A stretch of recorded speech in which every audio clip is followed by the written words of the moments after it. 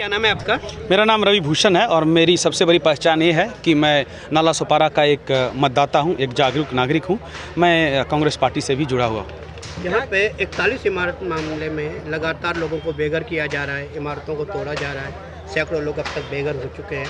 राजनीतिक हस्तक्षेप के बावजूद भी इन सभी को कोई भी आश्वासन, ठोस कदम नहीं उठाया जा रहा। देखिए, इस पे यही बोलना चाहूँगा कि मैं डे वन से यहाँ क्या हो रहा है उसको मॉनिटर कर रहा हूँ और बड़ा ही आश्चर्य होता है देख के कि जब से हमारे विधायक और खासदार साहब मिल के आए हैं हमारे मुख्यमंत्री साहब देवेंद्र फडणवीस उर्फ देवा भाव से, तब से त्वरित कार्रवाई में द्रुत गति आ गई है। काफ़ी तेज़ी से त्वरित कार्रवाई शुरू हो गई है।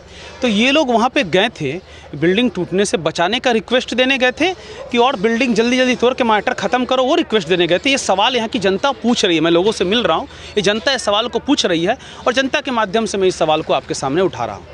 सर, अब ऑप्शन क्या बचा है? देखिए, ऑप्शन तो सच्चाई ये है, मैं भी कानून का विद्यार्थी हूँ और भारतीय जुमला पार्टी की तरह मैं झूठ नहीं बोलूँगा, सच बोलूँगा। सत्य है कि ऑप्शन ना के बराबर है। कोई चमत्कार ही इन गरीबों का घर को बचा सकता है, लेकिन 2-3 चीज़ें ज़रूर हो सकती है इसमें। पहला चीज़ें, अनिल कुमार पवार जी का मैं एक वीडियो देखा जिसमें बोले थे कि इनको लोगों को सर्टिफिकेट देंगे। तो एक सर्टिफिकेट क्यों नहीं इशू कर रहे हैं? फिर अनिल कुमार पवार जी किसको रिपोर्ट करते? एकनाथ शिंदे जी को। तो क्या एकनाथ शिंदे जी ने फ़ोन करके अनिल कुमार पवार साहब को बोल दिया, अरे गरीब लोग हैं, कोई सर्टिफिकेट मत दो? या एकनाथ शिंदे जी का या देवेंद्र फडणवीस जी का कोई ऊपर लेवल पे कोई डील हो चुका है? तो बहुत सारे सवाल जो है अंधेरे में गूंज रहा है कि क्या होने वाला है। और इतनी क्योंकि क्यों सर्टिफिकेट नहीं दी गई? घर किसी का तोड़ोगे तो एक सर्टिफिकेट दो ना। कल के दिन हो सकता है कि यहाँ के लोगों को न्याय देने का मन यदि भारतीय जनता पार्टी को कर गया, तो भाई यहाँ के लोग कैसे साबित करेंगे कि मैं यहाँ पे इस डेट में यहाँ पे इस परिवार के साथ रह रहा था, ये मेरे बच्चे थे, इस स्कूल में पढ़ते थे, ये सामान मेरे पास था। तो आपने तो सर्टिफिकेट दिया नहीं, तो इनको अधिकार मिलने से पहले ही आपने इनके जो गरीबों का जो अधिकार था उनका आपने गला दबा दिया। तो ये पहला हो गया। दूसरा बात कि मान लीजिए कि ऐसी जो 41 बिल्डिंग है, मान लीजिए कि भूकंप आता है, महाराष्ट्र में एक भूकंप आया था, याद कीजिएगा। मान लीजिए कि कोई भूकंप आता है, गुजरात में भी एक भूकंप आया था और 41 बिल्डिंगें गिर जाती है, तो सरकार क्या करती? सरकार तमाशा देखते रहती, वहाँ पे आके बड़ी बिल्डिंगें बना देती। सरकार क्या करती? लोगों को, विस्थापितों को मदद करती कि उनको घर के बदले घर देती। वो क्या होता? एक टफ गॉड था। यहाँ पे क्या हुआ है? एक टफ फ्रॉड हुआ है, एक सिस्टमैटिक क्राइम हुआ है, फाइनेंशियल क्राइम हुआ है, जिसमें नीचे से लेकर ऊपर तक के लोग शामिल हैं। सज़ा सिर्फ गरीब लोगों को मिल रहा है, सज़ा सिर्फ गरीब लोगों को मिल रहा है। ऊपर के जो मगरमच्छ हैं उनको बचाया जा रहा है। मगरमच्छ उस समय ठेकेदार कौन था? महानगर पालिका का उस समय कमिश्नर कौन था? आयुक्त कौन था? इंजीनियर कौन था? प्रभाग डी का कौन था सहायुक्त? उस समय विधायक कौन था? उस समय नगर विकास मंत्रालय कौन संभाल रहा था? ये सब चीज़ें कब आएगी? ये सब चीज़ें, एक सेकंड ख़त्म कर दूंगा, आप सवाल पूछिए। ये सब चीज़ें तब बाहर आएगी जब एक SIT का गठन किया जाएगा। 24 घंटा पहले देवेंद्र फडणवीस साहब ने और एकनाथ शिंदे साहब ने एक SIT का गठन किया है, ऐसा नहीं है। किस लिए क्या SIT का गठन? उद्धव ठाकरे साहब के सरकार के समय में देवेंद्र फडणवीस साहब और एकनाथ शिंदे साहब को अरेस्ट करने की साजिश की जा रही थी। उस साजिश का पता करने के लिए इन्होंने SIT का गठन कर दिया। सिर्फ 2 आदमी में प्रॉब्लम आ रहा था, एकनाथ शिंदे जी, देवेंद्र फडणवीस जी। यहाँ पे 2000 परिवार हैं, इनके लिए कोई SIT का गठन नहीं होगा। इनके लिए यहाँ 2000 परिवार हैं, 5 लोग रहते हैं यदि हर परिवार में, तो 10,000 लोग हैं। 10,000 लोगों के लिए कोई SIT का गठन नहीं होगा। SIT का गठन कीजिए, पता कीजिए कि इन लोगों का एग्रीमेंट किसके साथ था, कौन कौन बेनिफिशियरी थे, कौन कौन उस समय कितने पैसे कमाया, पैसे बनाया, आज उन लोगों के पास कितने करोड़ की संपत्ति है या कितने 100 करोड़ की संपत्ति है। उसके बाद उन संपत्ति को जब्त करने के लिए ED का इस्तेमाल कीजिए।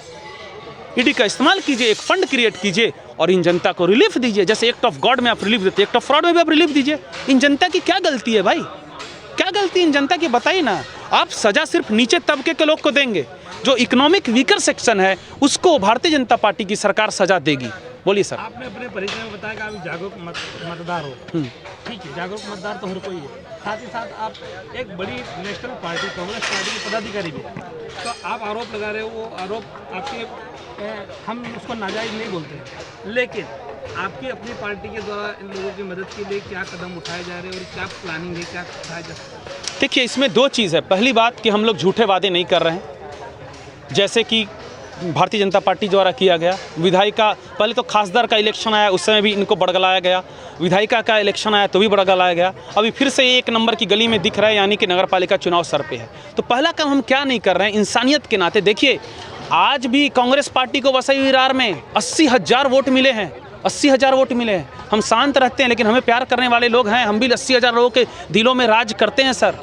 तो हमने पहले चीज़ किया है कि झूठ नहीं फैलाया है, प्रोपेगेंडा नहीं फैलाया है। दूसरा, हमने कोर्ट का सम्मान किया है। तीसरा, हम लगातार आवाज़ उठा रहे हैं कि जो पार्टी सत्ता में है उसको क्या क्या करना चाहिए। सर्टिफिकेट दो भाई, और इनको घर के बदले घर कैसे दोगे, कब दोगे वो बताओ। ये आवाज़ लगातार उठा रहे हैं। इसको और आगे करना है तो हम लोग गांधीवादी तरीके से चलने वाले लोग हैं। हम लगातार बात कर रहे हैं, विजय पाटिल साहब से बात कर रहे हैं, अनिल अलमेरा जी से बात कर रहे हैं। हम ये भी चाह रहे हैं कि स्टेट लेवल के और नेशनल लेवल के भी कांग्रेस के लोग यहाँ आने का प्रयास करें। क्योंकि होता क्या है ना कि भाईंदर के इधर के जो जनता है ना, इसको बहुत ज़्यादा लोग ध्यान नहीं देती है। इसलिए मैं हिंदी में बोलता हूँ ताकि मीडिया में आए, नेशनल मीडिया में आए, और हम एक बड़ी आंदोलन कर सके, बड़ी लंबी लड़ाई लड़ सके गांधीवादी तरीके से। क्योंकि इनके ऊपर दबाव बनाना जरूरी है, नहीं तो ये डील कर लेंगे इस जगह की। कल के दिन में इनको कैसे कंपनसेशन मिलेगा बताइए ना। आप इनको सर्टिफिकेट देते फिर घर तोड़ते। आपने सर्टिफिकेट दिया नहीं, अब कल ये गरीब आपसे मांगने भी जाएगा तो आप क्या करिएगा, किस बेसिस पे दीजिएगा।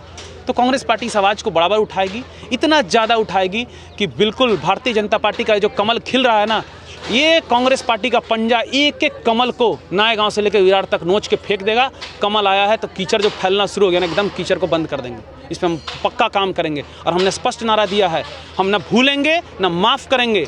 भारतीय जनता पार्टी का सुपड़ा साफ करेंगे और इस पर काम होगा। देखेंगे राजन नाइक जी को और देखेंगे भारतीय जनता पार्टी के पास कितना दम है। धन्यवाद। करके टावर बनाए जा सकते हैं, क्या कहना चाहते हैं? बिल्कुल, ये अफवाह में देखिए, एक तो अफवाह है, वेरीफाइड इन्फॉर्मेशन नहीं है, लेकिन हम लोग को भी तो इस बात पे शक होता है ना। इनके ही अपने एक नेता के मुंह से निकल जाता है, आप लोग न्यूज़ वालों के सामने, प्रेस के सामने, कि भाई यदि कोई टावर बनेगा तो कोने में आपको भी जगह देंगे। तो उससे पता चलता है क्या ये जो आरक्षित ज़मीन है, क्या इसकी कोई डील होनी शुरू हो गई है। तो इससे एक शक जाता है। और ये लोग ट्रांसपेरेंसी मेंटेन नहीं कर रहे हैं। क्यों नहीं बता रहे? एक कमेटी बना रहे जिसमें आपके जैसे कुछ सीनियर पत्रकार बंधु को रखे, विपक्ष को भी रखे, और बताए क्या हो सकता है, क्या नहीं हो सकता है। अभी तो यदि कल के दिन में जब इस जगह पे बड़े टावर बनेंगे तो उस दिन भी आंदोलन होगा और पूछा जाएगा भारतीय जनता पार्टी ने यहाँ के गरीबों को क्या न्याय दिया। भारतीय जनता पार्टी बोलती है कि राम राज आ गया। राम राज में महिलाएं और बच्चे इस तरह रोते बिलखते नहीं थे। महिलाएं रो बिलख रही है। हर बिल्डिंग पे अभी भी देखिए प्रभु श्री राम का झंडा लगा हुआ है। ये न्याय दिया है आप लोगों ने। कोर्ट का आदेश है, सम्मान करता हूँ, कोई विरोध नहीं कर रहा, ना यहाँ की जनता भी विरोध नहीं कर रही है, पुलिस का सहयोग कर रही है, लेकिन घर नहीं देंगे आप। घर के बदले घर की मांग जारी है और वो करते रहेंगे सर।